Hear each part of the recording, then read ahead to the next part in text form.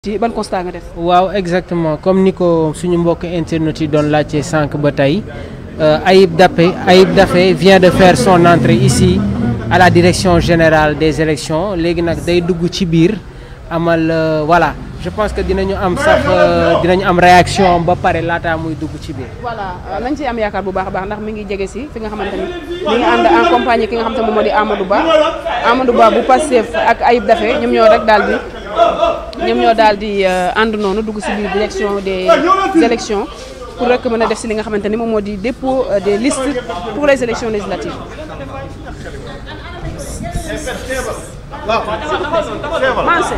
Manse. Seebal. Fil. Pen seebal en même temps.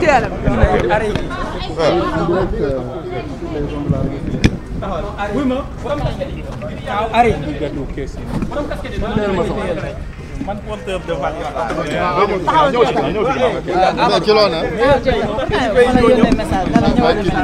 dama jot sa message. yow.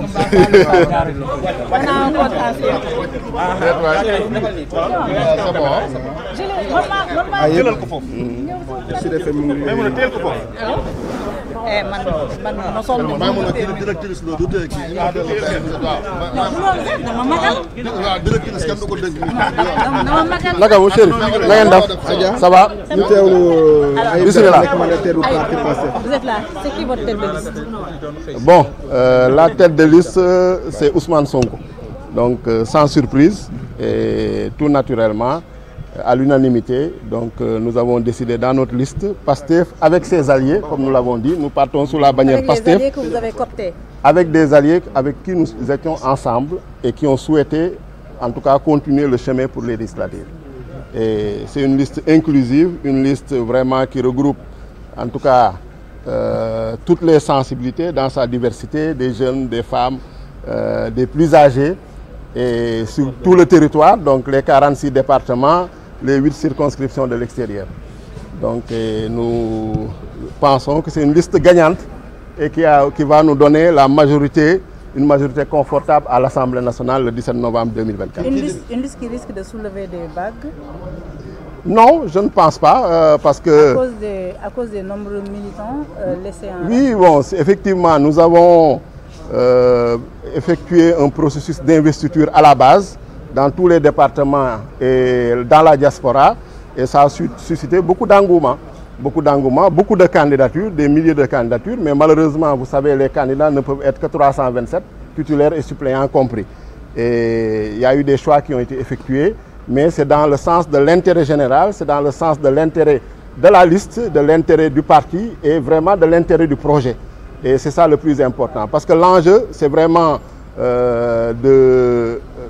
d'accompagner le président de la République dans la mise en œuvre du projet pour lequel il a été élu le 24 mars 2024, avec une Assemblée nationale qui ne sera pas là pour bloquer, mais qui sera là pour travailler pour le bien des Sénégalais, qui représentera les Sénégalais. Qui dirige la liste à Dakar? Bon, ça, nous n'allons pas vous donner quand même tout le détail. En tout cas, au niveau des départements, vous en saurez plus quand les listes seront publiées. Mais nous pouvons vous dire que la liste regroupe des responsables, des militants, des alliés. Et vraiment, donc, c'est une liste quand même qui est inclusive, une liste qui, en tout cas, ressemble au Sénégal dans sa diversité, dans sa pluralité.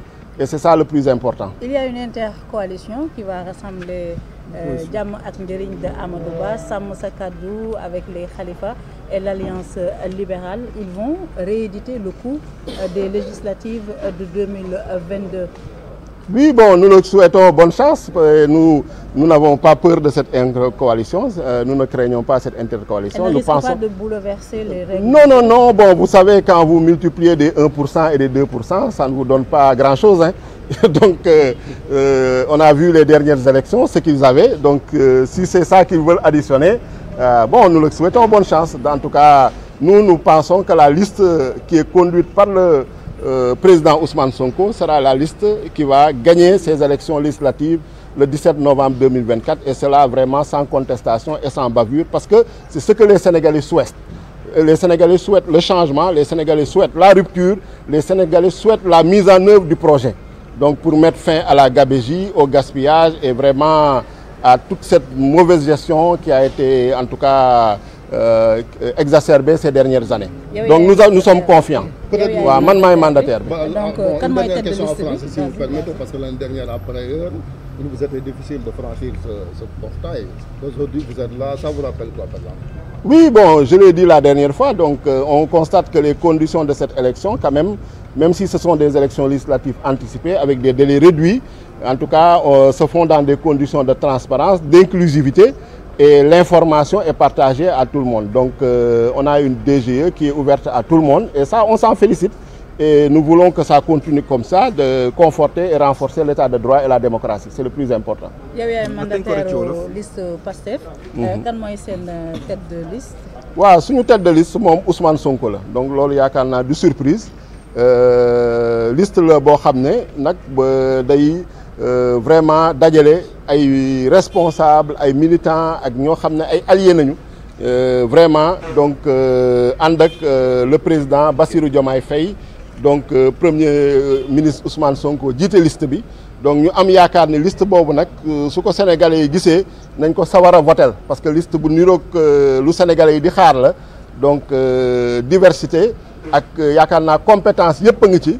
te lu ñu bëgg mooy assemblée nationale boo xam ne dañ koy jubbanti assemblée nationale boo xam ne dañ koy soppi wute ak lu fi nekkoon assemblée nationale boo xam ne maanaam du liggéey assemblée nationale boo xam ne day nekk loo xam ne maanaam théâtre lay doon mais dañuy indi assemblée nationale bu bees boo xam ne vraiment dina représenter dignement les Sénégalais. donc contestation bi bari na de contestation bi ndax investiture yi. waaw investiture yi moom yaakaar naa ni indi na engouement nit ñi ñu bëri à la base parce que ñun dañu choisir daf investiture à la base ñeneen ñi defuñu ko donc ñun dañu def démocratie interne ñu laaj coordination départementale yi circonscription yu nekk ci diaspora yi ku nekk na ngeen déggoo am consensus tànn seen candidat ñu am consensus ñun laaluñu ci dara ñu amul nag consensus loolu parti bi dafa obligé trancher arbitrer mais lu ci am solo rek lu ñu jiital mooy intérêt parti bi intérêt liste bi intérêt projet bi te loolu yaakaar naa ni moo ci am solo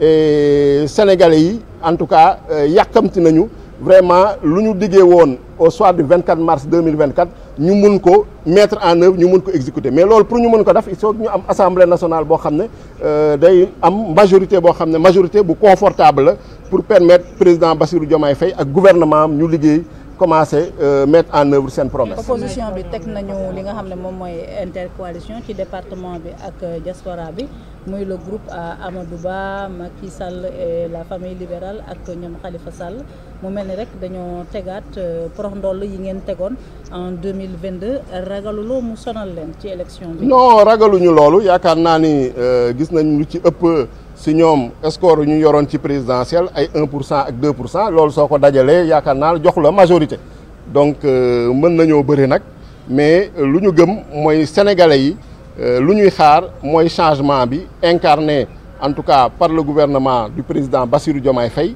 te liste bi mooy mun a indi assemblée nationale ba nga xam ne dina liggéey dina permettre tey voter budget ba nga xam ne président de la république dina mën a réaliser promesse am yaakaar naa ni loolu moo ci ëpp solo ñooñu dajaloo nag gis nañu lu ñu mënee woon pendant 12 ans ñeneen ñi pendant 10 ans 12 ans ces 25 dernières années suñu dajale waatee ñëwaat ànd ñoom ñëpp yaakaar naa ni occasion la nga xam ne sénégalais yi la ñu am vraiment mettre fin définitivement ak système boobu donc loolu occasion la pour sénégalais yi en tout cas ñun taxaw nañu temm pour en tout cas gunge leen ci occasion bii ñu am mettre fin à ce système parce que sénégalais yi waruñu rater occasion boobu incha allah.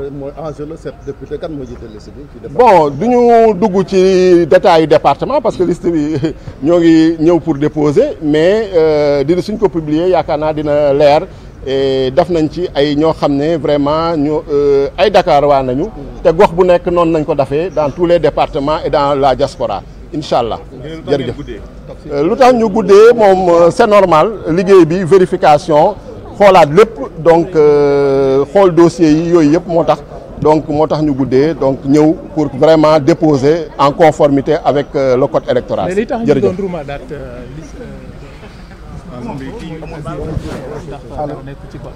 waaw loolu moom ay waxu kii la rek débat grand place te yaakaar naa ne loolu dara nekk ci te yaakaar naa ne Ousmane Sonko élection yi mujjee voté na électeur la te éligible la jërëjëf donc merci waaw baal mu def ko direct